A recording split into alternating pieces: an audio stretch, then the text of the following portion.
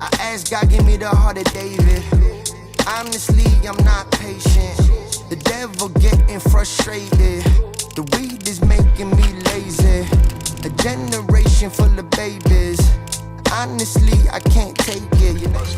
There's a little like thing that I wanted to say. I thought it was just so funny. I'm talking to Andrew via Twitter, and I go, "Hey man, is there anything you need from the States that I could bring to you? You know, so I'm already coming." And he goes, "Airheads," smiley face. Now, mind you, bro, learning about who you are and then you sending me Airheads with a smiley face had me dying, bro. What is it about Airheads that you love so much? Bro, they're just the best candy ever. You were coming to visit me and you asked, and I thought, well, let me, request some childhood happiness. What did we say? Only women and children are happy, right? Yeah. Trying to bring me back. So they don't kill you. You have the crack. How do you feel about other influencers that walk in the footsteps of you, but I feel like miss, or maybe they don't miss? I kind of want to like ask you, how do you feel about like the Aiden Rosses, the Sneeko, Zerka, all of these people that kind of walk in the realm of where you want? Like Neon is one now. Like, how do you feel about these gentlemen? I think they're all different people. I don't pay attention to any of them. I know something about. I don't want to insult anybody. I don't want to talk about anybody negatively. Zerka's a clown. I mean, dude, no. I'm not laughing because it's Zerka thing. It just caught me so off guard. Listen, I'm not gonna talk shit about anybody. I want to be very respectful. But fuck that guy.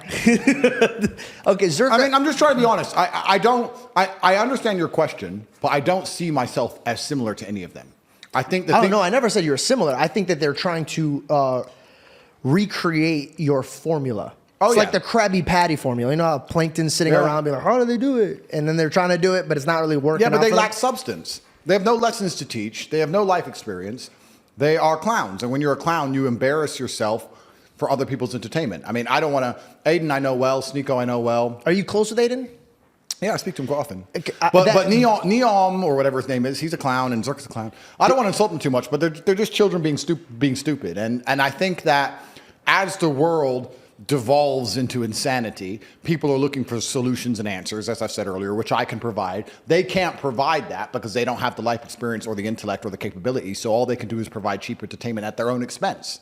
When you're a clown, you embarrass yourself for other people to laugh. Yeah, and the Joker effect. Yeah, and it's a completely different subsect, but I do feel like there are some people who are trying to follow in my footsteps, and imitation is certainly flattering. It was always going to happen. There was always going to be people who were trying to be me. But there will always be one top G, so it is what it is. They're just highlighting the more insulting version of you than they are. Like they're not. Your method is punch. Here's the knowledge. Yeah. And they're just punching. Yeah. For the clicks. Yeah. And I think there's thousands of people, and there's probably thousands of influencers I've not heard of who are probably trying to do something similar or to copy my formula or say the same kind of things. And yeah, that's probably. Who are you closest with?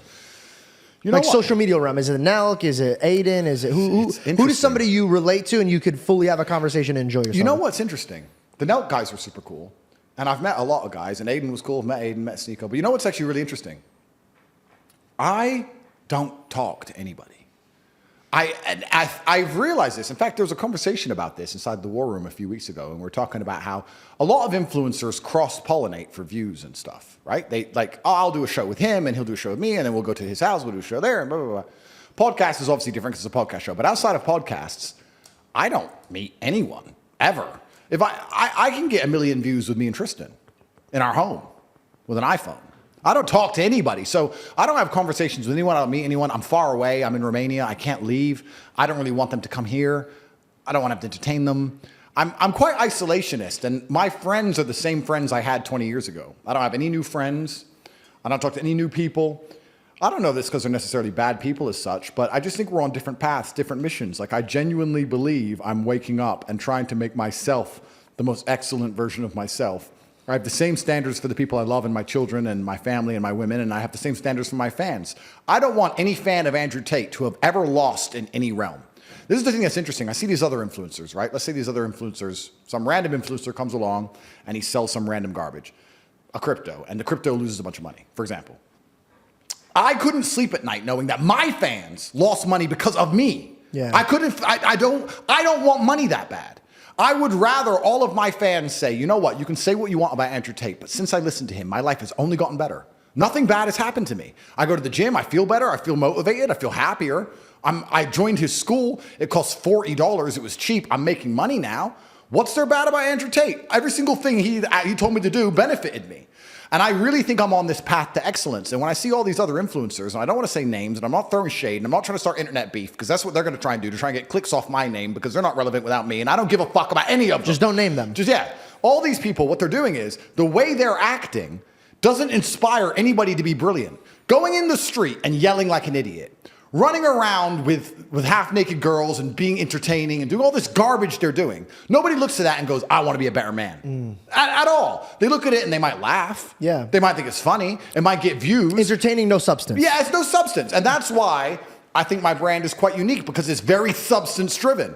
And the reason my brand is so substance-driven is because I've had such a difficult life. I wouldn't be able to tell and teach the things I can unless God's put me through so much shit. I've been through a whole bunch of things so that I can teach and tell the world, look, you can do this way and life will improve. You can be this kind of person and your life will be better. But I think all these other influencers and whatever else they're doing, I think they're largely a part of the problem. I would like to think in other nations and other cultures, and I don't know, but let's look at China, which has an insulated internet. If they have a brain, and I've heard this is true, I don't know if it is, but they make sure that their algorithms, the people who become famous, are musicians and mathematicians and engineers. They don't allow their algorithm to promote the idiots, because they want the youth to be inspired by people who can do math extremely quickly or play the violin. I've heard about at 8th this. grade. Yeah, that makes sense to me. Now, it is the Matrix to a degree. Of course, it is censorship and it's governmental control. Yeah, but we're doing the same thing, but promoting the opposite. We're promoting insanity. So then you go down the rabbit hole. Why? Who? What's the end goal? Why do we want children to wake up, go on their phone and tune into a stream of some geek loser screaming at the top of his voice in public? Who is doing this? Why are we trying to dumb down the population and permanently distract them with absolute garbage? Because I truly believe that is, you talk about God and we talk about faith. To be a disciplined religious person, the word is discipline. It requires discipline. It takes discipline to read the Bible. It's not going to be screaming kids. It's not going to be flashing images. It's not going to be as entertaining as a stream with 30 naked girls. No, you're going to have to sit down, pay attention, read, focus, reflect, try and find the lesson in the parable, get confused, read it again, ask for help. You're going to have to study. That takes discipline. As we're destroying the new generation and removing their ability to focus on anything, removing their ability to be disciplined, you're taking them from God. Most of these children today are so messed up from TikTok, they can't even focus on one page of a book, any book, because all they do is scroll. Have you ever seen someone on TikTok, how fast they change video? Yeah. Their minds are gone. You can't even sit them down and teach them anything. Whose fault is that? Hear me out. Is it the Matrix fault or is it the parents' fault? Well, very interesting. And I do think that parents certainly have a huge part to play. Because before it was the, sorry to interrupt you, but before it was this, right? Before it was the phone, we'll say it was the school system. Yeah. There was two types of parents. The one that dropped off the kids, met the parents, met the teachers, met the principal, saw what's going on, put their toe in the water, felt acclimated to leaving their child there. Yep. And the other one was like, see you later. Bye, yeah. Yeah. True. So is this just a different version of where we've been? Is there a matrix or is there just laziness? I don't think there's necessarily a matrix, but then you have to look yourself and ask the question. If a government's going to come along and say to a social media company, your social media product is designed to get people addicted, and as a responsible company, not responsible, competitive company, you're developing your product to be as ruthless as possible, because that's what you're going to do. Yeah. But we don't want you to say X, Y, and Z. You're not allowed to promote racism. You're not allowed to promote hate speech. You're not allowed to promote misogyny. We do want you to promote transgender ideals. And we do want you to promote gender fluidity. We do want you to promote whatever else. And never have a conversation about the fact that maybe we want you to promote discipline and hard work and these other things as opposed to being a clown. Do you Why? Because they are using these machines to promote garbage. Why don't they use it to promote anything constructive? So check this out. We're in the land of the free. You don't agree with this. Of course not. But let's debate about this. Yeah. Is it free, so free, that it's giving the will to anybody to do what they want, and this is what the mass wants to do with it. First things first, no country on earth is free. Not one. Next, which country has the most people in prison currently? America. Which country has the highest percentage of its population in prison in history? America. Which country has the most laws? I don't know that one. America. So when you talk about the land of the free, what they're actually saying is, we've built a society based on freedom. Of course there is no freedom, because true freedom is anarchy. So I'm not even advocating for it. But that's right? what I'm saying. Do you think it turned that way because of that? No. But here's the psyop. Yeah. Every single country has its own version of their restrictions and rules. When I go to the UAE, I feel very free because I can say anything I want. I don't want to say the things that would land me in jail. If I insulted Islam or insulted the leaders of Dubai in Dubai, I'd go to jail. Yeah. But I don't want to. It doesn't cross my mind. So I speak and feel free. In America, if you go to America and you talk pro-LGBT, pro-agenda, pro-democrat, pro all these things, you think you're in a free country because you're saying all the things you're allowed to say. If you start saying the things you're not allowed to say, you'll learn that it's no more free than Saudi. It's just there's a different set of rules of what you're allowed to say. So what we have, please let me make this point pertinently clear.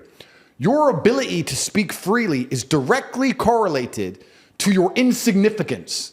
When nobody listens to you, you can say what you want. If you get a platform and start talking, you will learn very quickly how you're not allowed to say what you want because people are listening.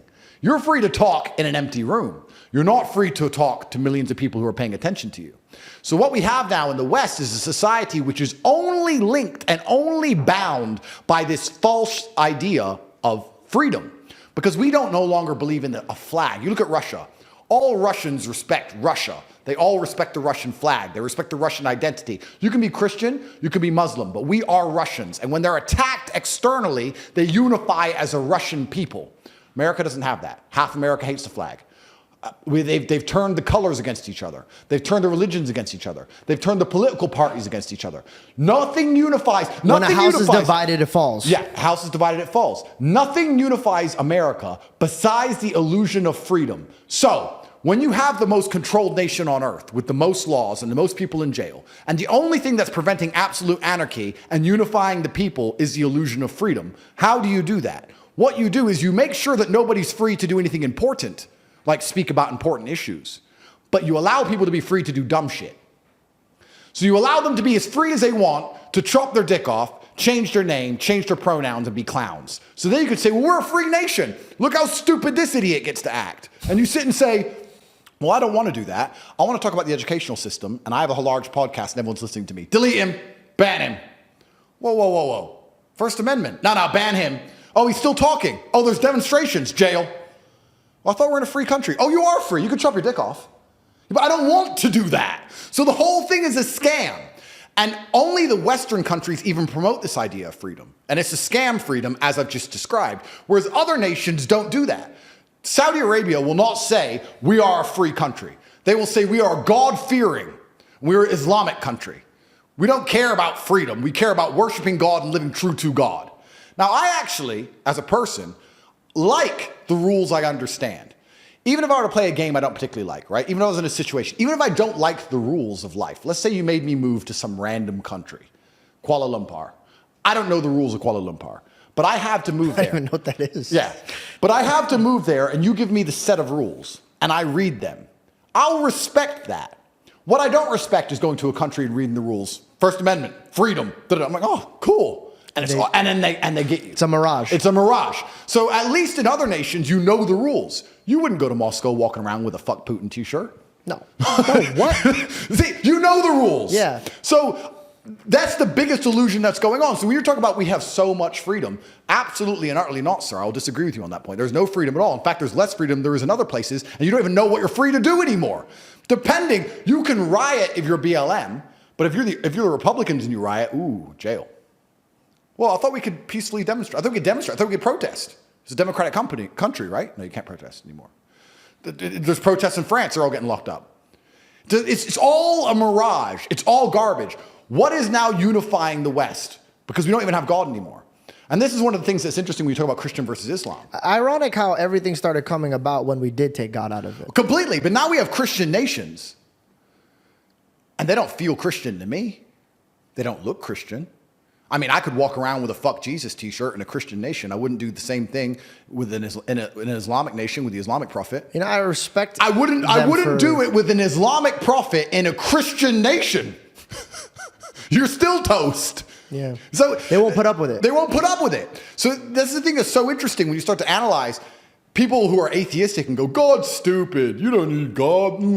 They're not even smart enough to look at the big picture and realize without God, there's nothing. Yeah. You have nothing but anarchy and chaos. And I tell you, when 10 armed men turn up at your house and start raping your wife and putting a gun to your head, you'll wish God was there. You'll be praying then, Mr. Atheist, Mr. fucking tough guy. Then you'll start talking about God. And it could have been prevented in the first place if society was preserved, if there weren't dickhead atheists like you talking godlessly. That's what these clowns don't even understand. Without God, there's nothing.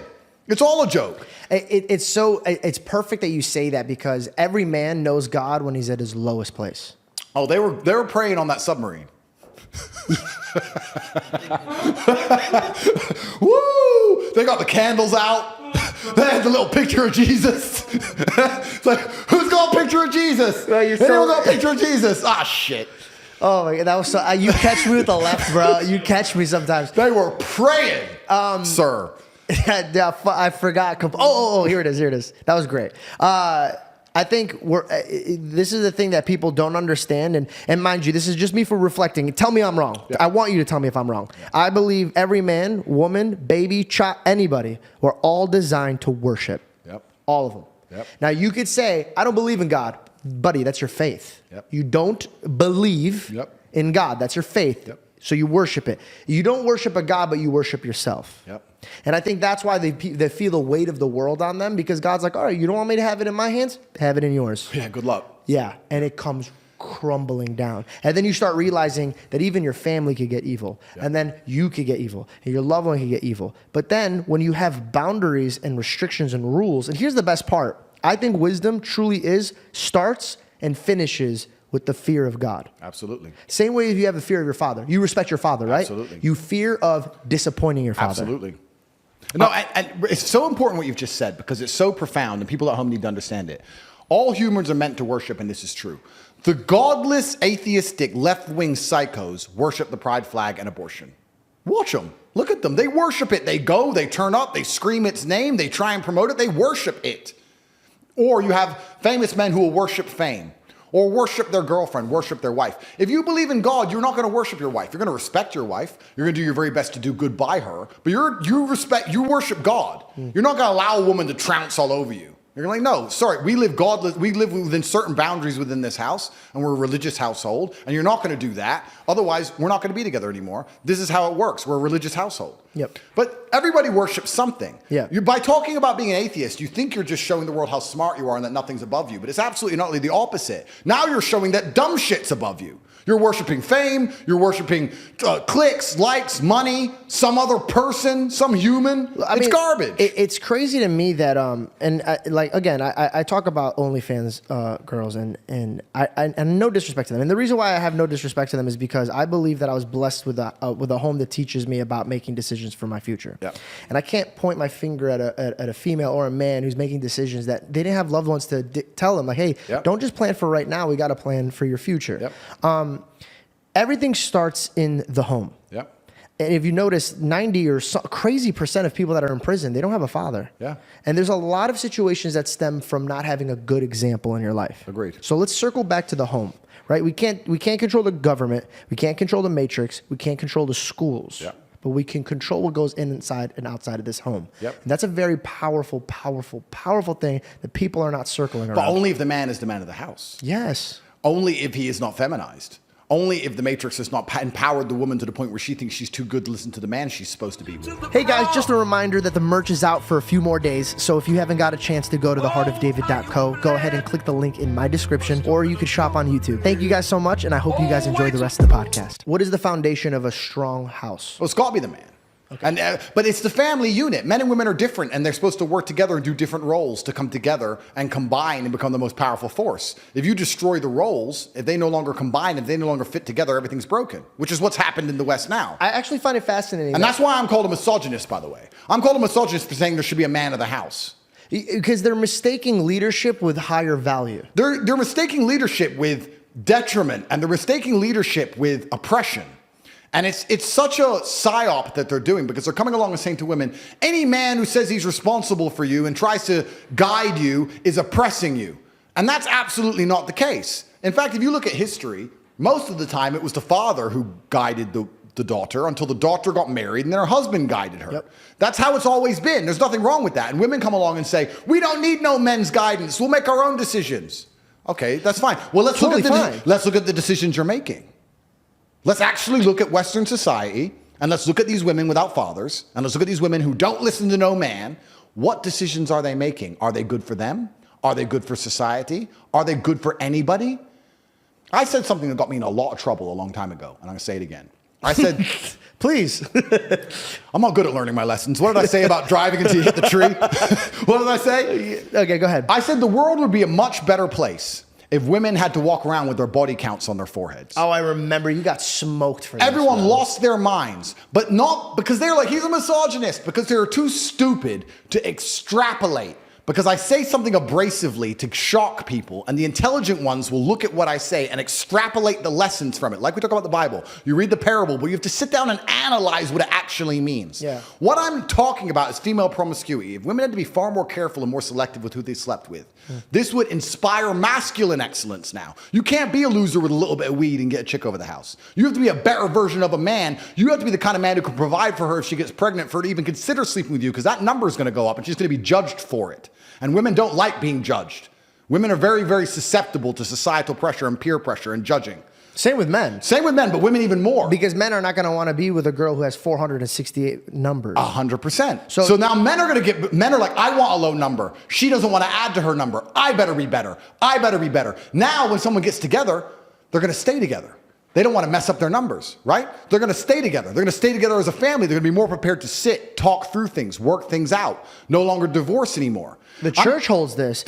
Islam holds this. Absolutely. Because in Islam and in Christianity, when you go to church or you go to the temple, right? What are the main thing that they fear is God, but they also fear how other people are looking at them. 100%. When my mom used to come to church and go, hey, don't embarrass me around these people. 100%. So I had to behave. I'm like, all right, I don't want to represent my family the wrong way. Completely. Peer pressure can go positively as well as negatively. So when I said this, I got attacked for being a misogynist, but no one understood what I'm actually talking about is couples coming together, working together, masculine excellence, and removing promiscuity from society so that you get to a point where a lot of problems are fixed. What did you just say about prisons and fatherless homes? Wouldn't having that number on a woman's head fix the fatherless homes? Now we fix the prison population. You can extrapolate this out towards fixing the entire society. But I make the point and nobody listens to what I say. They just lose their minds because they're emotional. But it's but it is. No, that's really funny. But it's amazing how you can extract out from that one point I made. But you could have made the same point in a loving way. I could have. That's what I'm saying, bro. So then we have to ask why I don't. Yeah, that's the thing, bro. Because I think that's your next journey. Because I think this is what happened. You knew step one was to get famous, and the only way to get famous is to piss people off. I did pretty good. You did a fantastic job. Thank you, sir. Okay, your next season now is to group in the rest of the sheep. Yeah, of course. And I say sheep in a good way. Trust me, it's a biblical term. I think right now you need to win the hearts of some females that disregard you completely. Because I had this conversation with my girlfriend, and my girlfriend's like, hey, listen, he says this, he says that. I go, okay. You gotta think about what they're going. So we had to sit down and watch our podcast. And then like, baby, he's trolling here. Yeah. And she goes, well, I don't understand that he's trolling here. Why would he be trolling here? Why is he talking so serious here? Yeah. But then he's joking around here. Yeah, of course. So I think, honest to God, I really do. I think your next journey is going to even be bigger because now you're going to have to figure out a way to talk to other people without pissing them off. And I can do it. For this episode, I can do it. Explain to me in a way that you get the same result of the numbers thing. It's like school. Without using the numbers thing. What could we do to get women to use their numbers lower without disrespecting them and saying, hey, go outside and put your number up? Of course. And just a point I'll make, I don't think it's disrespectful. I think it was just a thought experiment. But I understand what you're saying. I can say it in a far easier way. Do you know why I'm doing this, by the way? Because I want to vouch for you. And I want to vouch for Trump. And I want to vouch for people that I do believe in, but it's really fucking hard when you're going around saying, these bitches need to have fucking numbers on their head. And I'm like, motherfucker, Tate, stop saying that. You know what I mean? Like, I'm trying to vouch for you. So if I have to come out here and literally come out here, fly out here, 15 something, 16 hours, I want to sit here and say, dude, I am with you. But I'm trying to be with you, waiving my morals and my integrity. I'm trying to bring in even the people that we think are stupid, they're still worth saving. Oh, completely understand. And I'm also very prepared and aware that I can say things in a far nicer way. I agree with you. It's not accidental. I am aware of it. You already achieved what you needed to achieve. Yeah. And that's why I said it's something I said a long time ago. I was just explaining the point behind it. But it's a strong message, so how do we get that message out without pissing them off? Oh, that's easy. I mean, I think when you tell a woman, but you know what's interesting? It's really interesting, and I want to make this point. There is a very vocal minority, especially on the internet, of feminists and left-wing psychos. I'm telling you, if I say to a woman, being promiscuous is disgusting, 95% of women go, yes. It's only these 5% of idiots you see going, I can do whatever I want. I'll sleep with 100 guys if I want. And then we sit and go, all women think that way. Women are not actually as broken as society is showing them to be on the internet, thank God. They're not that bad. Because trust me, most women know that. In fact, women know that so intrinsically in their hearts. If you see a woman insult another woman, what does she call her? A whore. Slag. It's the first word out of her mouth. You slut. It's the first thing women do, because women know that's how you insult a woman. So even the bad women who run around having arguments with other women, who are promiscuous themselves, use promiscuity as an insult. So most of the world actually understands this. It's only the Western world which has this very broken vocal minority. And these people always come to terms and learn that they were wrong as they were older. It's just unfortunate they have to learn the hardest possible way. I don't think there's any woman out there who's slept with 100 guys who's happy she's done it. It's sad. She got psyoped by society. She probably had no dad at home, no masculine role model. No one guided her. She got psyoped by society into thinking that having sex with men is somehow going to be empowering. And she's woke up one day and looked in the mirror and she hates herself. I feel sad for her. I was at a party once at my friend's house, and they always make fun of me for this, but it was a very learning curve for me. Yep. I'm sitting there, and all my friends are having fun, and I'm noticing that this girl's behavior is trying to impress the men that's around her. Yep. And she starts trying to do drugs. And I looked at her and I go, sweetheart. And by the way, that's dangerous, right? Calling a girl sweetheart now is very dangerous. Yeah. And it never comes, like my father, I have to tell him to chill because he'll be like, sweetheart, honey. And I'm like, yo, chill. You can't say that shit no more. And it's so heartbreaking because my father looks at them like their daughter. Yeah. You know, and so just know if I did say sweetheart, I was looking at it from the eyes of my own father. So I go, sweetheart, you don't have to do that. Yeah. And she lost her fucking mind on me. And she started freaking out. And everybody's like, yo, you can't say that, blah, blah, blah, this and that, right? Okay. She freaks out, leaves, and she says something that broke my heart. The man was like, listen, you got to go. You're freaking out. You're causing a problem. They're not going to kick me out, right? Yeah. They're not going to kick me out. Yeah. But they're going to kick her out. And the thing she says, she goes, no, it's fine. I'll suck your dick. So right there, I realized that she was put in positions to realize that that's her way out. Yeah. That's her value she can offer. Broke me. Okay. The next day, I asked the gentleman, I go, hey, man, what happened to that girl? He goes, dude, I'm going to be honest with you. I haven't heard from her, and I'm trying to hear from her. I'm freaking out. So my heart drops. I go, hey, if that girl killed herself, I'm going to really, it's going to take me a lot to get out of that. Yeah. Because I'm going to know that weight was on me. Of course. And then I start going back. Should I have pulled her aside? Should I have done this and that? Finds out she put herself in rehab. It took one person to question what she was doing for her to question what she was doing. Yep. If you feel like somebody you love or your neighbor is doing something that you know in your heart, hey, man, like you don't need to be doing that. We've been put in positions to be like, don't be that guy. Yep. But be that guy because you have no idea how catastrophic her life could go off on if you just asked her one fucking question. That's right. Hey, man, what are you doing? Yep. You don't need to do that. Peer pressure can work positively also. That's why I circled back to that. And it's actually very interesting because when somebody knows you're right and they know they have a problem or they know they've been wrong, they usually react with anger. That's why she got so angry. Because she knew you were right. She was defensive. She was defensive. I realized that the worst Women parts do of that me, the most. I do that the most. And by the way, I'm a very feminine guy. I know that. I grew up with like a sister. I had a lot of girls around me. During COVID, I was locked up with 6 girls. I thought that was the coolest thing in the world. Turns out, so sensitive afterwards. Everything was hurting my feelings. Everything. You are who you hang out with, bro. You know how many times I'd be like, how dare you? And then I was like, all right, I need to chill the fuck out. You know what I mean? Like I always wanted to conversate about shit. Like, how do you fucking feel about like? And like, I realized maybe his feelings don't matter, and I need to move the fuck on. But I found that really funny. Okay, so we circle back to the leader of the house. Okay, what else is the foundation of a good home? How can a man who doesn't have a father, who's made mistakes, who hears your voices, now you move the anger, can now properly understand the language of love, that you're coming from a loving place. He understands. What's his first step? Well, I believe in actionables. In fact, actionables is probably the word I type the most on my phone. Actionable? Yeah. Maybe if I press A, actionable comes up. Because when someone tells me anything, my answer is actionable. So if they come along and they say, Andrew, the Matrix is attacking you. They're deciding they're going to print a new story saying you've done X, Y, Z, and you're going to be accused of X, Y, Z, da-da-da.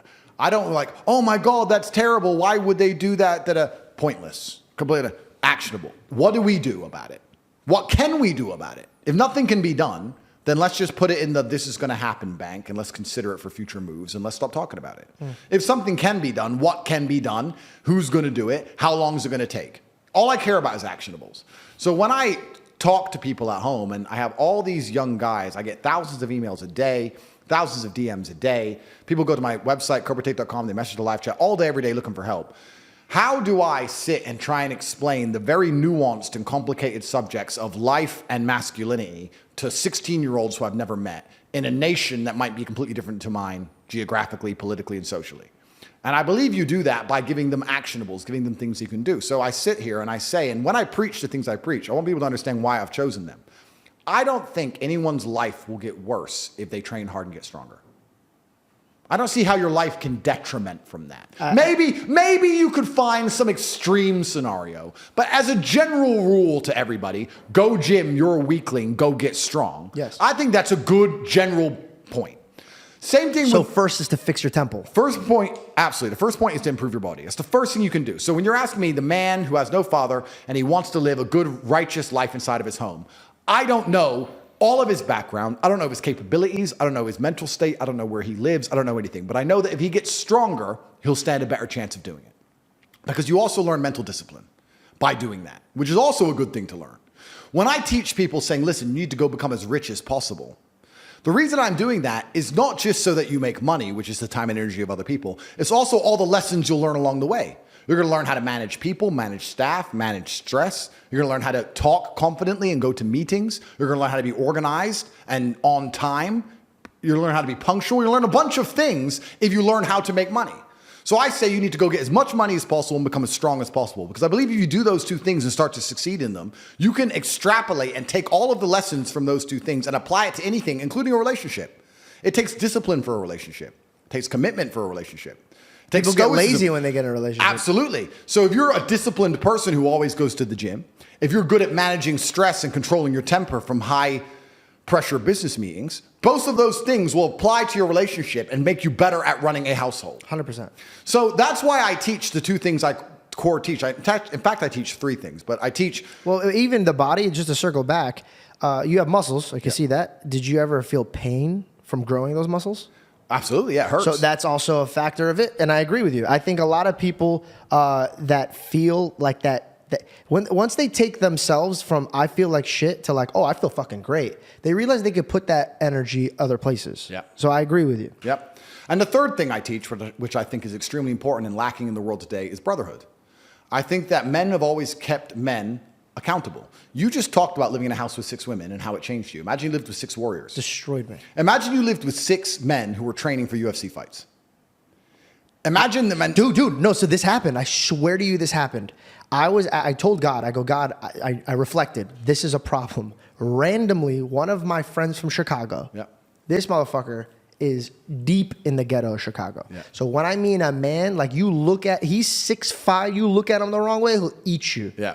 The energy he has is, I'm going to get it done. My word's my word. Yeah. And I'm going to be at the gym at this time. I'm going to be there, blah, blah, blah. Okay.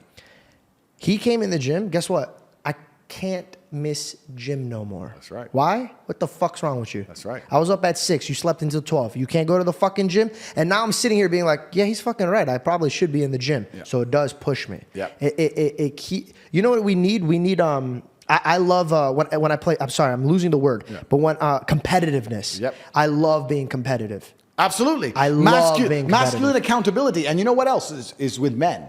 Because men are different than women. You talked about how you lived with women. They were all talking about feelings, etc. You know what's a fantastic motivator for men? Shame. I'm telling you now, it works. Shame. If I'm around my house and someone was getting fat and all of us were to go, you're a fat fuck, what are you eating that for? I guarantee they'd train. Shame works with men.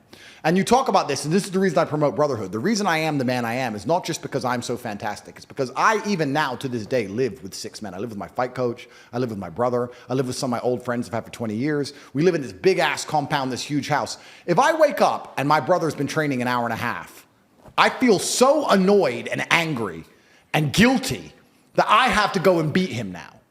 So that competitiveness keeps us constantly at edge. People say me and Tristan are best friends and our brotherhood is fantastic, but it is based on competitiveness. But we don't compete against each other. We compete to prove to each other we're a good teammate in the battle against the Matrix. How do you get there? Because I've seen a lot of men get torn up by that. Yeah. So how do you get to a healthy way where we're competitive, but it's not going to destroy our relationship? Well, you have to understand that there's enough outside enemies. You have to put your ego aside and say, look, there's enough people who already want me dead. We're the same blood.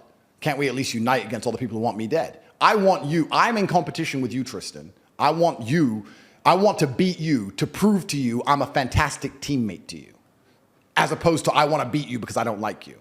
And it's a different mentality. And we'll sit there, and my brother and I are in constant, endless competition, but it keeps us sharp. So masculine competition is super important, which is why it's the third thing I teach, which is brotherhood. You are the sum of the 5 people you spend the most time with. If you find some guys who have their game right, your game's going to get straight. It's as simple as that. And I think if you take any man on the planet in any situation, in any scenario, and you tell him to become as strong as possible because of all the lessons he's going to learn, become as rich as possible because of all the lessons he's going to learn, plus obviously being strong and rich are benefits, plus find a network of brotherhood of men who are accountable to themselves and by extension accountable to you. If you're accountable to yourself as a man, you're also accountable for your friends. I don't want loser friends. I don't want dickhead friends. If I had a guy I really liked and he started being a dickhead, I'd try very hard to fix him. And if I couldn't fix him, I wouldn't be his friend anymore. I'd say, stop that. We don't do that. Why are you doing that? What are you crying about again? Why are you acting that way? Come on, let's go train. I don't want to train. But we always train. Come on, let's go. And then after a while, I'd be like, he doesn't train anymore. Get him out. Bye. Go get eaten by wolves. That's the unfortunate reality of the world, because I'm the sum of the 5 people I spend the most time with. I don't want to wake up one day feeling terrible and going, but he's missing the day and I might miss the day. His poison will get in my brain. I have to resist it. So if you get a brotherhood, masculine brotherhood, and you're accountable for yourself and for them, you're going to be able to do nearly anything. I've conquered the whole world with those 3 things. All I do is train as hard as possible, try and make as much money as possible, and I have men around me doing the same thing. You train every day? Every single day, 7 days a week. You don't give yourself a rest? 0. I don't believe in rest. Explain that. I rest when I'm asleep. I rest when I'm sleeping. Okay, you explained it. There you go.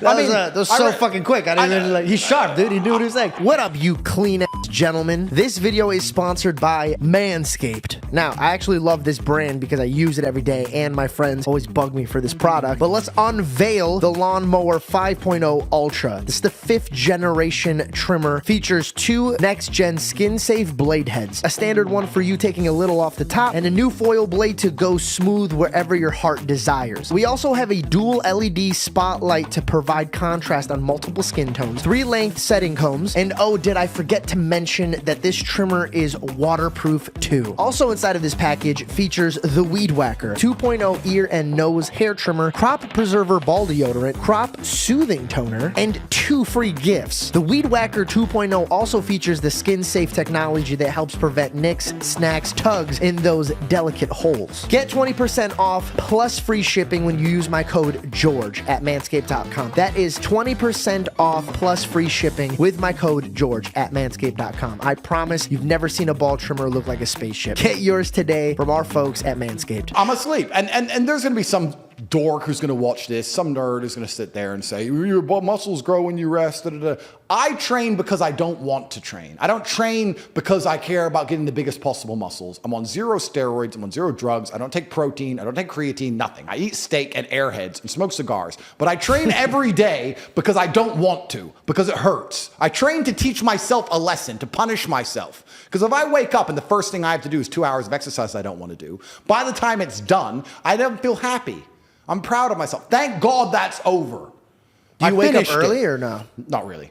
I wake up I 9, 10. I stay awake till like 3 or 4. I don't sleep that much. Because I sleep very late. Yeah. I'm gonna be vulnerable. I'm gonna give you my problems and see like just beat me to death with them and figure out Ready? a way out. All right, let me sit up straight. Okay. I took on accountability, right, for those other things that I was dealing with. Made me gain weight, depressed, couldn't. I had a problem saying no, and I had a problem walking away from people that I love. Yep. Handled that. Right now, there's this thing on my table. It's called marijuana. Okay. I'm addicted. I have an addictive personality, but I use it to my advantage because if I'm addicted to something and nobody else can tell, I've never had a problem with it because I've never had something that was bad for me. Because everything that I've ever wanted was good for me, and that's good to carry me through those days that I don't want to do it because I'm addicted to it. So I'm just like hammering it out. Marijuana for me is my break because my brain just goes off. So at night I like to unwind and smoke a little bit. I'm scared that it took over my life where I can't even, like if I go one day without it, I have gone a few days without it because I can't even smoke here. And it doesn't affect me anymore that way. But my dad said this, he goes, you have a problem with moderation. Should I just give it up completely, marijuana completely, just go through the bitch of it, get rid of it, or should I teach myself moderation with it? Well, then because I also don't have any, like, I don't drink. I don't go to clubs. I never even liked going to clubs when I was single. It just doesn't entertain me. I don't have like an outlet. I don't even smoke cigars, but I'm opening up a cigar lounge with my dad in Arizona. Shout out 24th Street, a cigar lounge. That's actually pretty cool. But I don't even fucking smoke. I did it to honor my dad. It's me and my dad's thing. Okay, smoking's the only thing where I can hang back and just fucking chill, dude. Should I feel guilty about this? Should I get rid of it? How do you feel about it? It's an interesting question, but then you have to analyze what you're doing it for, because even the reason you just described to me would put me off doing it, because we're obviously different people, but you said it stops your brain working at 1,000 miles an hour. That's a gift. Why would you want to turn your brain off? Think of all the thoughts you haven't had. Think of all the things you haven't done that you could have done. Why do you want to relax and chill so badly? Why don't you want your brain working at optimum efficiency all the time? Why don't you read the dictionary? Learn another language. Why don't you start another business? Why do you want to chill? That's the first thing. You don't chill, dude? Never. So that's the first thing you have to do is analyze. First thing you analyze is... You don't chill before bed? Never. What do you do before bed? I'm working to the second I fall asleep. No shot. No, I'm like one of those toddlers who falls asleep halfway through. I don't think, oh, it's late, I better sleep. No, if I'm awake until I'm like, I really can't stay awake. And then I'll fall asleep. And a cigar doesn't affect you that way. No, I can smoke to the second I go to bed, and I'm just instantly out. I mean, I don't smoke cigars. I actually smoke cigars because nicotine is good for your testosterone level, and I do not take steroids. That's why I smoke. Nicotine's good for your testosterone? Correct. That's why I smoke a lot of cigars. So I smoke a lot of cigars and do a lot of cardio so that my lungs are fine. Why don't you do steroids?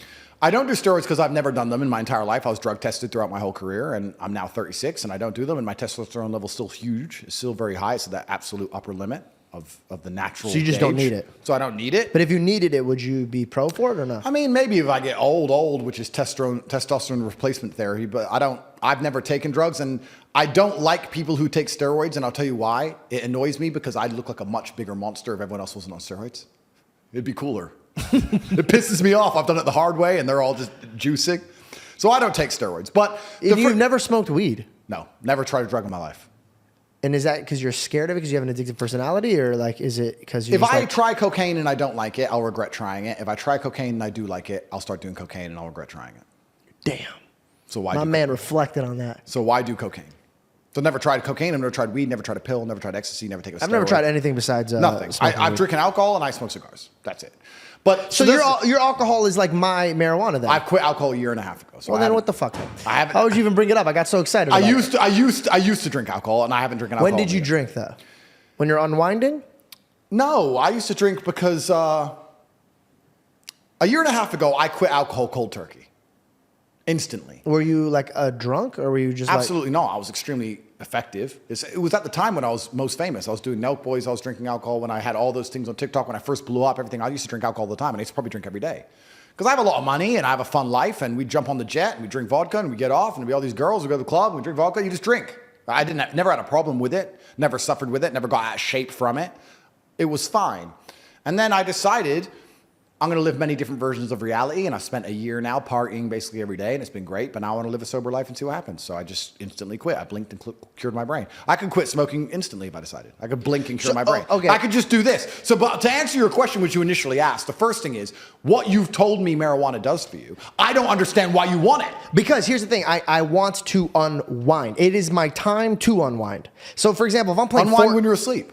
But I'm playing Fortnite. What the fuck do I need my brain for To Fortnite? win! To win! It's a battle! You have to destroy your enemies! What do you mean to sit there and just lose? Do you play video games yet or no? Sometimes when I was on house arrest, I started playing Super Smash Brothers. What about Fortnite? No, I don't play Fortnite, no. Okay, would you ever drop in with me?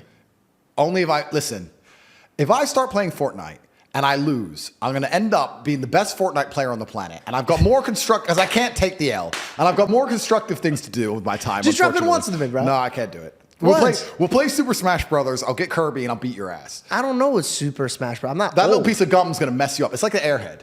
Just fear this picture because it's coming for you. What is a gum? You don't know what Kirby is? No. Bro, you're smoking too much weed. Well, anyway, what weed does for you, I don't know why you want it. That's the first thing. Second thing I'll say is this. I don't know whether you should quit or not. I appreciate you being honest. I don't. But the fact that you struggle to understand whether you could or not, I believe is a problem. So for me, right, should I quit cigars? Well, I don't think so. Maybe I should, maybe I shouldn't, whatever. But I know I could without a single drop of hesitancy. I could instantly quit. So you should know. I forgot to mention one important thing. Sure. When I was in high school, never touched it because I was trying to get to where I was. Yeah. High school, I'm in college. I don't know how you like this. What do you mean, bro? I'm so glad I don't like it because it's not fuck that Brando. Oh God, it's so much like a Taste, flavor, brilliance, sure. excitement, I want this out of my mouth. E numbers. College, I never had the party theme. I never did none of that shit. I feel like right now in my life, I have no kids. I don't have like certain things where I need my brain to be on 24/7. I know when I have kids, there's no shot I'm gonna be able to do that. Yeah. I see a good window of opportunity, and I'm just scared that one day when I'm like waking up at 3 o'clock in the morning because I have kids or like all this shit, I'll be like, I should have enjoyed my time where I was like less responsibility. Yep. This is why I smoke now, because I know there's going to be a time as soon as my mind goes there, I'm going to be able to walk away. And I've also, in the past few years, I'll give myself 60 to 90 days off to make sure I'm not addicted to it. So I've already trained my body to like So could you quit now instantly if you decided to? 100%. I've done it many times. Okay. Well, then you don't have that big of a problem. So if you could quit, then it doesn't matter. But if you were to sit and go, I don't know if I could quit, then you'd have to quit. Okay, now I have the most important question of the day. Sure. How do you feel about bottom G? Because dude, if you got up and danced like that, man, I think everybody would just agree with you. I think that's what would happen. I think everybody in the world would be like, you know what? We need to fucking listen to this man. Yeah. Look at his hips. Yeah. Have you ever looked in the mirror and brushed your teeth and been like, and just try to dance like him ever? Be honest. No, I've seen a couple of his videos, and are you offended, or are you just like it doesn't make you laugh? What is it like? I mean, he's made a brand off of my brand. Dude, it's so funny, bro. When I It watch is funny. I mean, he can dance. Congratulations to the guy. I have nothing against the guy. I mean, he can dance, and he bought a nice jacket like mine. I mean, I hope he does well. I had to ask that. I'm so sorry. No I was literally writing like the dumbest question. I wrote some questions that are just when I mean seriously stupid. All right, I'm ready. Because I was like, I have to ask some fun questions, and I literally labeled them fun questions. Sure. And I just want to get through that. Let's do it. And then we can jump back into the deep ones. Let's do it. Okay. The first one was, how do you feel about bottom G? You answered that. Thank you for answering that. No problem. Okay. I already asked that one. Actually, it was the Sneeko and the Zerko. That was actually part of my fun questions. Okay. Okay. 2 brothers, 1 cage. Jake, Logan, you, Tristan. Who comes out alive? You know what? I'm trying so hard to not start internet beefs. I'm really trying not to. You could say Jake and Logan, man. Bro, Don't worry about it. No, I can't lie. Bro, I'm going through life. I'm trying to live peaceful now. I've got Fed agents in my house. Matrix is after me. I'm just trying to live peaceful. But of course, I have absolute faith in myself and my brother, and I know what we've been through, and I know the kind of men we are. Okay. I just had to ask, you know? I understand. Okay. Now, you're away on a long trip. Yeah. And you have to leave your daughter with 3 people. Okay. Candace Owens, Patrick Bet-David, Donald Trump. Okay. Well, I'll choose Candace because she's a woman. I trust them all. That makes sense. I trust them all. Do you have a son? I have a lot of children. I don't say how many, but a lot. You just have a flock. Yeah. If I had a son, then it'd be if it was my son, it would be Patrick or Donald. Yeah. It'd be Okay, hard to but choose. you had to pick for the son. Then I'd pick Patrick because I think Patrick also has young sons, and it'd be good. I think it's good He's a competition. great father, bro. Yeah, and it'd be good for them all to be together and like wrestling and fighting and Dude, boxing. Fuck, man, he's mastered being a dad. Yeah. After our podcast, I went to his house, had dinner with him and his father. Yeah. Bro, I'm not for him and his family. Bro, I was like mesmerized, and I was so eager to have that life, dude. He has a great life, bro. No, there's nothing better in life than children. You'll never regret children. No matter, you can say, I don't feel ready. I don't know that. When they turn up, you'll be glad you did it. The only regret you'll have is that you didn't start earlier. Really? 100%. I'm starting to catch that fever, bro. Bro. I hate when people talk about their kids. Like, I don't give a fuck about your kids, bro. Yeah. Like, they get so excited talking about their kids, but lately I started That's why you gotta be like hear. me. See, I have no real, I don't talk to anybody, so I don't have any friends besides my guys who know me, and none of us talk about our kids. None of us, yeah. I agree with you. It's boring. Yeah, it's like, look at this picture. So, fuck off. I barely want to talk to you, guys. Yeah. Get out of here. Yeah. So, okay, so you don't hang out with people, but you're always on this hunt to change and build yourself and build I have the same 5 people I'm with every day. What's your fun? What do you do for fun? But this is a question. So now let's look at this. Okay, let me ask you. Okay. What is fun? Fun is when you're... Tell me something fun. Something fun? I think this is fun. Except this is work. True. Okay. What's fun? Okay. Fun is when you're having a lot of joy and less work. But what if you have joy during your work? I do have joy when I work. So do I. I love working. All I do is work. And people say, what do you mean all you do is work? Because But there's you enjoy nothing, what you're doing. There's nothing else to do anyway. The only time I'm not working is if I'm fighting, which you can still consider work because I consider it training. Or sometimes I'll drive one of my 53 cars in a circle. I'll go out racing around the mountains in a Ferrari, but I'll film it all and it'll end up being on the internet. So it'll end up being work. Yeah. So what do I do that's not work that I enjoy? I mean, I look at people who are having fun. And those are the people who I don't believe are chasing pride or chasing happiness. And I feel like they're wasting their lives. Trying to have fun, trying to be happy is the biggest waste of life. You know what I saw the other day? It's remarkable. You're not going to believe this. I saw thousands of people take drugs and stand close to each other in a big sweaty pit, like a bunch of peasants, and jump up and down listening to a song they could listen to on YouTube for free. And they paid money to do it. It was called a festival, and it was disgusting. And I see these humans stand there. I'm like, what the fuck? No wonder you're fucking broke. You're an idiot.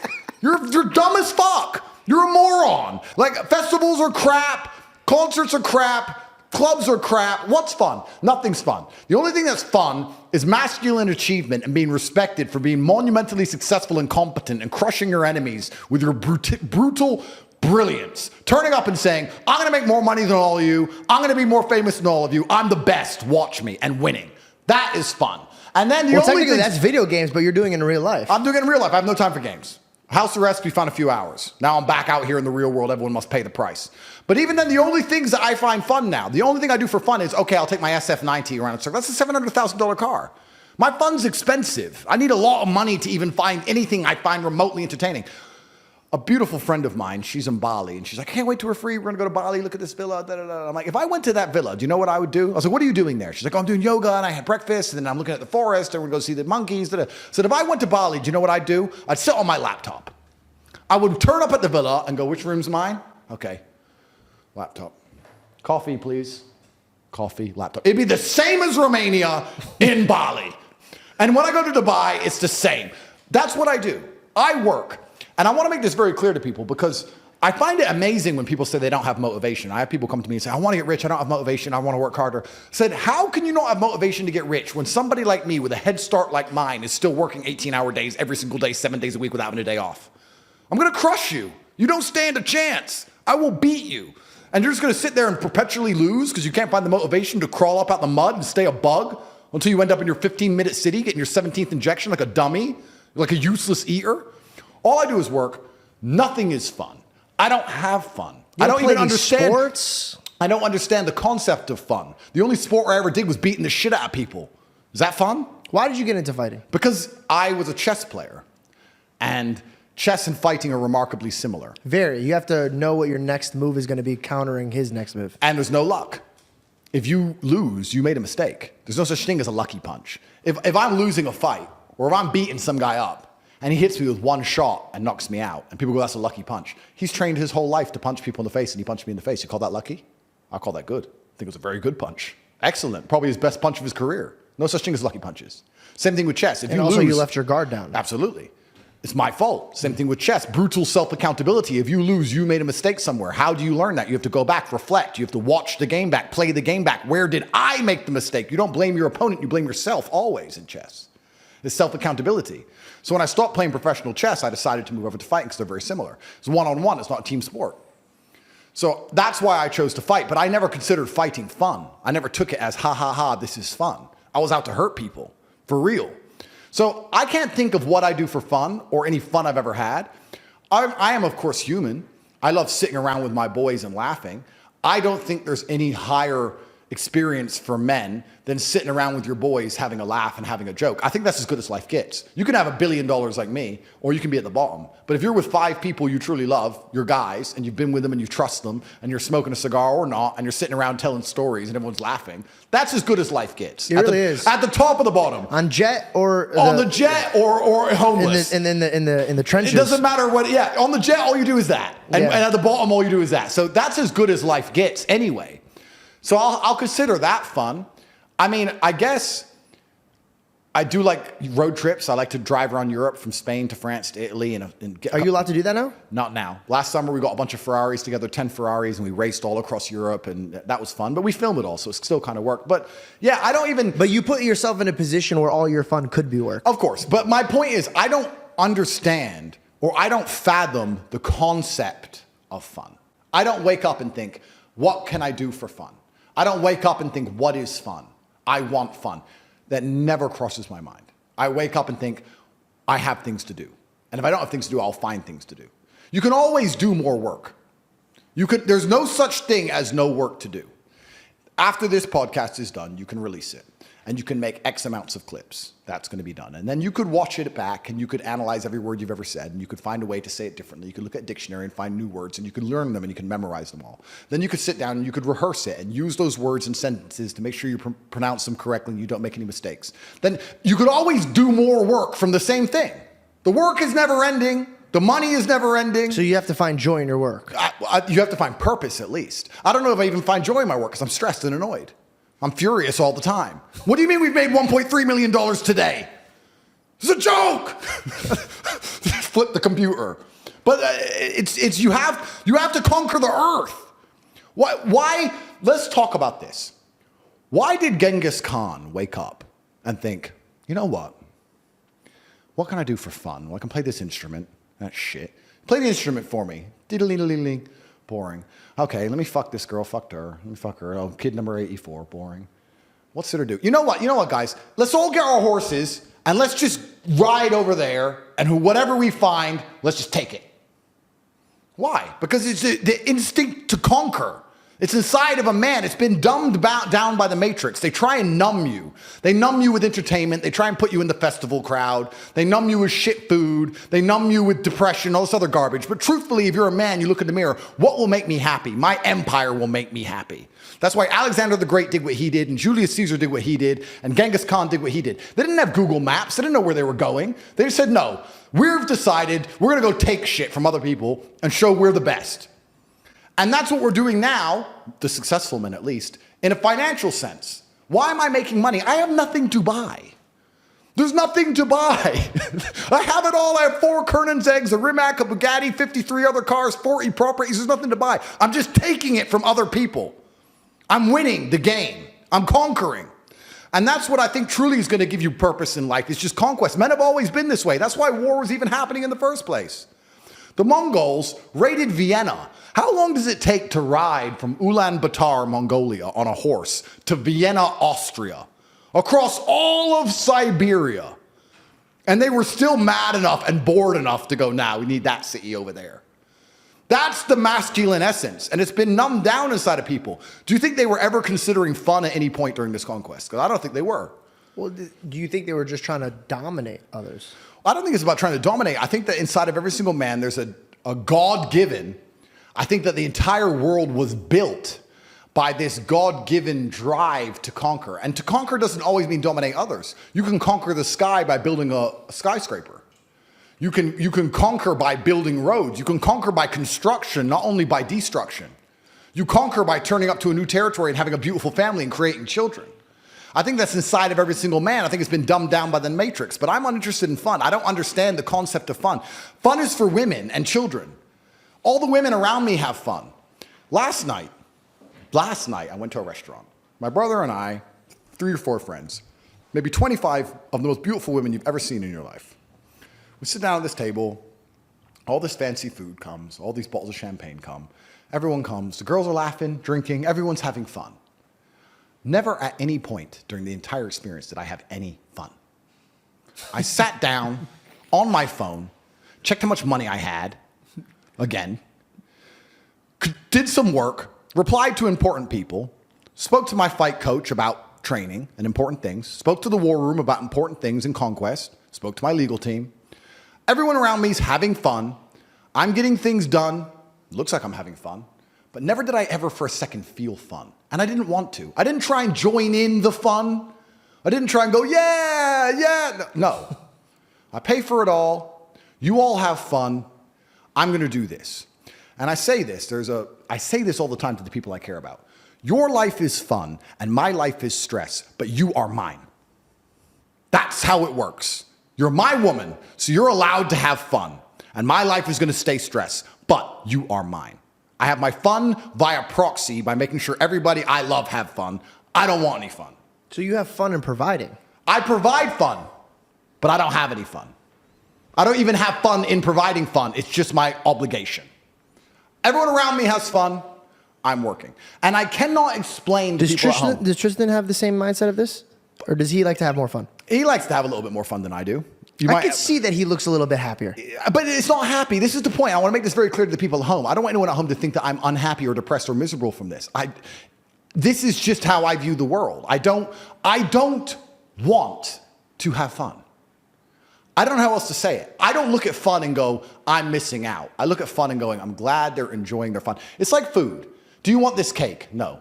Well, everyone else wants it. I'm glad they want the cake. Cake tastes good. That's great. But I don't want the cake. I want something else. I will provide the cake. I'm a baker. I can give you cake, but I don't want any. I don't think in the concept of fun. I don't enjoy fun ever. All I want to do is monumentally achieve endlessly. That's all I'm interested in. So we went to your past. We figured out why you were built like this. We talked about the dilemma and the obstacles that you've overcome. We talked about moving into the next season. What do you feel is your next season? And also, I don't know if this parlays, but the training, talking to your trainer, and your training as much as how I see Jake train for his fights. Why? Are you preparing for a legitimate fight? Are you wanting to go back into that? Or do you feel like the world fight's already big enough and you don't need to go back into the cage for that? Yeah, a lot of it depends on what happens with this Matrix attack in regards to fights, but I'm always ready, and I've always stayed ready. So I could fight tomorrow. I'm that ready. But I enjoy it, and I enjoy feeling ready. Even though the process is suffering, I enjoy to feel ready at all times, hence why I'm always training. In regards to what the next stage is, well, I have personal goals as well, outside of my internet goals and my career goals. And this is actually something very interesting I want to tie back into our earlier conversation when we were talking about monogamy and polyamory and all these other things. Because it's my goal to have as many children as possible. Is it so you could have your offsprings deliver your message, or because you just want kids? You want like mini disciples running around and being like, if you have you have an empire, you need heirs, right? Yep. If you have a large empire, you need a lot of heirs, right? Mm-hmm. So I want at least 25 children. So what do you think? Oh, you're trying to be Nick Cannon out here. Yeah. So what do you think from a religious perspective about someone who is destined on having as many children as possible, but obviously to do that, he would need more than one woman?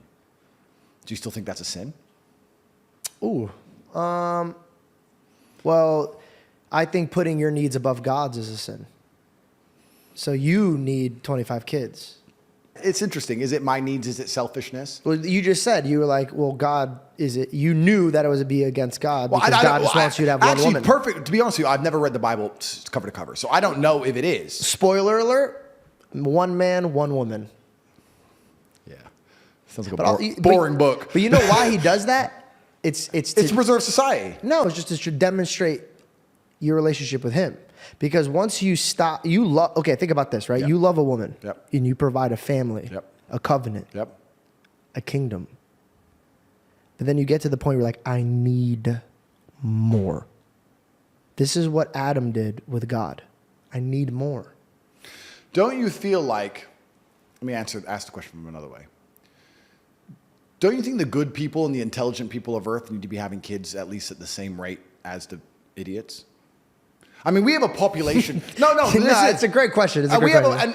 And we can also look at this. We can take it away from the religious argument and look at it another way. We have a serious population crisis in the West. If you want to, I don't know if you know about this, but there's a huge demographic collapse incoming. And the reason we have these massive numbers of immigration and the reason our cultures are collapsing is because we no longer reproduce at the basic rate of sustaining a population. So 2 people are supposed to have 3.7 kids on average for the population to increase. But how many people do you know with 4 children? Very rare. None. So 2 people have 1 kid, population goes down. 2 people have 2 kids, population still goes down because people die. People die in car crashes, these kind of things. So we have huge problems from a socioeconomic point of view because you now have people living longer because of medicine. They have longer pensions, longer retirements. They need to be paid for. You're supposed to have a huge tax base of young people working. We don't have anyone having enough children to sustain the tax base. So what the people in charge of the world are doing is saying, okay, well then we need to import third worlders to sustain this entire pyramid scheme we have, this Ponzi scheme of you working your ass off so you can retire later. We need to import third worlders who are going to work for pennies and they'll pay taxes so we can sustain it. But that's why all the cultures are collapsing. So you look at this, very interesting. A Christian country is now being invaded by Muslims and third worlders, and you're losing your Christian identity because you don't have enough children to sustain the population. Yeah. Because you're only allowed 1 woman. Got it. So this is I have an interesting answer. point. I have an answer. Whereas a Muslim man can have 4 wives and 16 kids. And just pump them out. And they can survive and protect their identity and their culture and their religion. So it's actually very interesting. And before I let you answer, only 1 country solved this, Hungary. Hungary is a Christian nation, and Viktor Orban is one of the smartest world leaders on the planet. He abolished income tax for any family that has more than 4 children. And he's fixed the population crisis, and the population is increasing because people are getting married and having kids. Hungary's fixed it. No other nation has fixed it because you can't even afford to have 4 or 5 children because they're decimating you and destroying the currency, and they're just doing all this matrix propaganda on purpose anyway. So, besides Hungary, every other Western nation is now importing the Islamic world to sustain itself because Christian nations can't reproduce. So it's interesting what you said. I agree with what you said, but it's also the death throes of Christianity. Christianity is about to be decimated because of that. Because what do you have without people? You want my answer? Yeah. Okay. First, would you like more coffee? Yeah, I'll have 2 more coffees, please. Can we get 2 more coffees? Thank you. You want some more coffee? Sure. Reed? Sure. Please, get my men coffee. Okay, my answer is this. Never in the day of age did we ever have the power to talk to a mass group of people since the internet. Yep. So ironically, we're running into this problem of less of our people, Yep. but we also have the gift of reaching out to more people. Correct. So another household could have 5 kids, but who's to say that I can't encourage them to have my morals and standpoints? Absolutely. You could So I don't need to procreate. I need to provide and educate. That's a very interesting point of view. But then you also, this brings us into the Islam versus Christianity argument. And I want to make it very clear to the world that I am not anti-Christian in any way. Most of my family is Christian. My brother is Christian. For a long time when I first... Tristan's Christian? Yeah, he's Christian. Cool. He's happy and he has fun. Yeah, that's right. Perhaps that's why.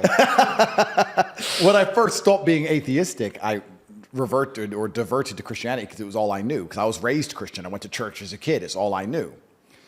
But you're talking about the fact that, yeah, people can come into the nation, but if they become Christians once they arrive, then the Christian faith survives. Yeah. But I think that for that to happen, there would have to be some form of power gap or power vacuum, and it's not atheists which are arriving, and it's going to be very difficult to convince them out of Islam into Christianity, and I'll tell you why.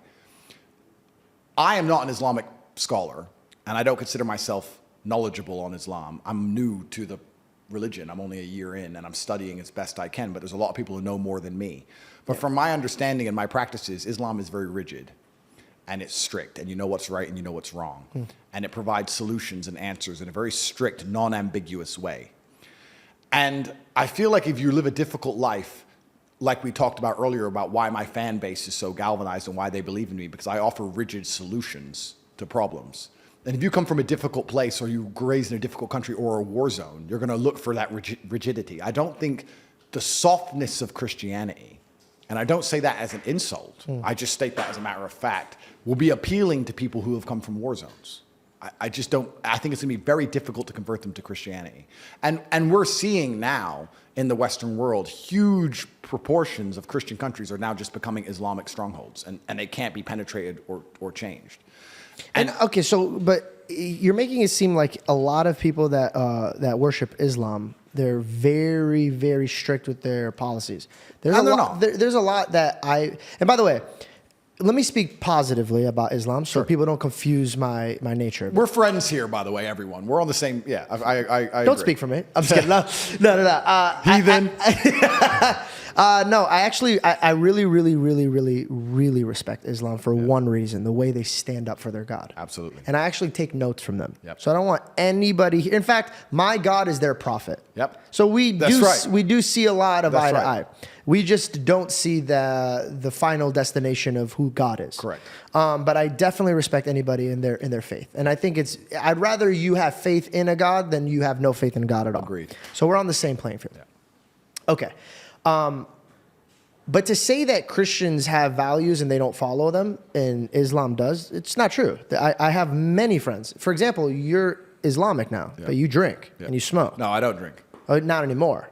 But there's a lot that I have friends with that do. Yeah. So the theory of them not following their rules that's just a man. I don't think that's a religion. I think every man falls short. Yeah. I think this is the truth. I think an Islamic man that stands in front of me sins against God. And I think a Christian man sins against God. Oh yeah, we're not perfect in any regard. Yeah. But let's tie back to something I said earlier. We're not perfect in any regard. And it's all down to how you once again measure the success of a religion. We talked earlier about measuring the success of a business and life being about money. Numbers, right? But why is numbers account when it comes to faith? I think it should be your faith. That's it. It should be your faith. But faith is very intangible and hard to measure. So I'm just using my limited human brain. Mm-hmm. Let's just try and measure the success of a religion. Well, the fastest growing religion is Islam. It's not the biggest. It's the fastest growing. Yeah. I think if you were to look at the insanity of the West, I think Islam opposes it hardest in regards to the pure insanity that is being inflicted upon and bestowed upon children in the West. I think Islam I want to say something, a hardest. compliment for them. What I do appreciate is that they don't let you cross bounds, right? So, for example, when they were making a mockery of my Lord and Savior, I didn't see Christians trying to tear down these movies, and I didn't see Christians trying to, hey, that's not okay, or blah, blah, blah, right? Islamic people were like, you're not talking about our prophet like that. Correct. So I find that very beautiful, and I understand that they hold their values. But let me ask you a question. Yeah. Do you not find that appealing? Very. Do you not find it appealing to be part of a religion where you get to stand up for what you really believe in and say, no, you can't say that. No, you won't do that. No, not to us. Yeah. I think they have beautiful qualities that I should learn from. Yeah. But that doesn't mean I have to worship their God. I mean, people often ask why I reverted to Islam. And I heard someone say something that you see life and you see other people as you see yourself. So if you're a thief, you think everyone's a thief. You're worried about everyone stealing from you because you would steal in their position. That's how you view the world. That's how cheaters view. That's how cheaters view the world. That's right. And then I was sitting thinking, well, maybe, and of course, this just came from my mind. I said, well, maybe you see a religion how you see yourself. Like, I see myself as somebody who is feared, nobody would want to mock. I see myself as somebody with strict standards and discipline. I see myself as somebody who stands up for what he believes in and doesn't care if he's assaulted and attacked for it. Maybe that's why it was so appealing to me. And then I'd sit and I'd study it and I'd read and I'd realize how close it actually is to Christianity. We believe in so many of the same things. And I don't want to get in trouble here because I am not an Islamic scholar in any way, but I've had even other people say to me, some Christians who I spoke to who started to read the Quran, they're like, it's just condensed. It's like stronger. Yeah. And I think that's what the appeal of it is to me. And I also like having hard yeses and nos. And I believe that if you have a religion where you just accept everything, then you believe in nothing. There has to be a line. In life, there has to be a line that you won't let someone cross. And with God, there should be the same. And my only concern with Christianity, and I argued this with my brother at length, is if God will really, truly forgive anything, then if he'll truly forgive you doing the most heinous acts you can possibly think of, and you repeatedly do them, and you won't learn your lesson, and you'll do them over and over again, and even Christians themselves won't ostracise you, is that too far? Is that too much freedom? Like you asked earlier. I love this. So this is beautiful. It's actually in my notes. I was going to circle this with it. Let me just give me a second to make sure I word this properly. Absolutely. Let's circle to forgiveness. Yeah. How many times should you forgive a man? Well, that's a really good question because we are sinners and we make endless mistakes. And the prophet that you see as Jesus, do you know what he talks about forgiveness as? Tell me. Peter asks him, how many times should you forgive a man? And he says 7 times 77. And then he also describes the way judgment day comes. And he goes, you will be measured by the measurement that you gave others. So the way you looked at your brothers and sisters, that man wronged you. But you said, oh, you're dead to me. Your debt, I don't even want it. Yep. That's how you'll be measured. Yep. But here, let me circle back. Repentance isn't doing the same sin over and over and enjoying it and asking for forgiveness. That's why God doesn't judge your actions, like I said. He judges the reflection of your heart. Yep. So if I sinned against you, there's 2 types of men. Andrew, dude, listen, I'm a police. Andrew, I messed up, dude. Like, I'm so sorry that I did this, dude. I didn't mean it. This is what happened. And you could see the stress in his eyes from him hurting you. Hey, Dad, I know you told me not to do this. And I was with my friends or, hey, Andrew, my bad, bro. Yeah, it won't happen again. Yeah. This fucking guy. Yeah. There's a difference. Of course there is. You can't hide your heart from God. Absolutely. So that's why I say only God could judge. And I remember what I was going to say about your God and my God, right? I believe that if there is a God out there, he wants you to come in the same direction that I'm going, the vice versa. So I think I never want to debate religion ever, because then I'm trying to disprove your God, and that might be holding your heart, and I don't want to do that. I agree. But what we could do is I say, I'll pray to my God, and you pray to your God to open up one of our eyes and hearts. And whoever is wrong or whoever is right will guide us with wisdom to the right direction. I love that. And you know what? I kind of feel like when I'm talking to people of other religious faiths, and like I said, I have to be very careful. I'm not an Islamic scholar. And like you said, I don't want to ever insult Christians or insult other religious faiths. The only people I like to argue with correctly and properly are atheists, because they need to learn the light. Yeah, I'll join. Yeah. No, I was kidding. I feel like if there's one God, let's imagine there's one sentence, and it's the most beautiful sentence that you can possibly think of that can be constructed with the most compendious and gorgeous language that can be put together. I feel like the different religions are perhaps different languages to say the same thing. Yep. And, you know, German sounds different to Russian, sounds different to English, but you can say it in different ways, but it all means the same thing. And I feel like that's the best way to look at it. And to a degree, the Quran also says the same thing. It says that we're a lot closer than we are apart. And I think when I meet somebody of another faith, I still feel happy for them, and I feel glad for them. It's only when I meet somebody who sits down and thinks they're a smart ass. Oh, no, we came from monkeys. I'm like, oh, bro, you need help. Those are the people I argue with. Those people are more lost than ever. And here's the thing, man. Like, a lot of people will ask me, like, how do you forgive? Because forgiveness is sometimes it gets so hard, especially when you know that person wrongs you purposefully. Yep. And my theory goes back to this. Forget the way I measure is the way he's going to measure me. Yep. But my God came and paid a penalty for me. Yep. Because I couldn't pay that penalty. How can I look at another man knowing that every time I come on my knees and I say, God, like, provide me shelter, provide me safety, provide me this, and he always comes through for me. And then I wrong him. And by the way, this is the worst part. I walk into sin willingly, man. You think that I feel good having sex with my girlfriend? I do. That's besides the point. I had to say I do, because I do. Yeah. I felt like I was gonna lie. And she's watching. I have great time having sex, but afterwards it haunts me because we're not married. Yeah. Okay, that was a bad example. Let me take that out, because But you know what? No, that's true, because I walk into that, right? I walk into sin. That was my choice. I walked into it. Yeah. But God knows my heart. He knows what I'm dealing with. He knows my steps. Yeah. He hovers me because I ask him to go before me. So he's making the path for me. Now, people, when they see me talk about God, they make it seem like I'm so holier than thou and I don't make mistakes. No, the beautiful part is I am an endless bucket of mistakes. We all are. But how gracious is God to be like, I get it, man. And I think the way we get out of sin and the blessings that are given to us, like you are blessed, but do you know why you were blessed? Because you were given the privilege of wisdom. Yeah. There's another top G somewhere else. Same body, same brain, same everything. Yeah. But he didn't have that wisdom, and wisdom was given to you. Proverbs in the Bible was a king, and he could have asked anything from God. And he goes, I just want wisdom. How does God give wisdom to you? How does he give wisdom to me? First, you got to seek and you shall find. Knock and the door shall be open, right? So it's like, what are you asking for? For example, when I asked God to be in this meeting, right? I don't go, hey, God, please make sure I have a great podcast and I kill it and I get views. Yeah. Nah, I go, God, hey, let me stir up a conversation that wakes up somebody's heart. But for me to do that, I need to be prepared. Yeah. So prepare me to be a man that could talk against a man who's very diligent with his tongue. Yeah.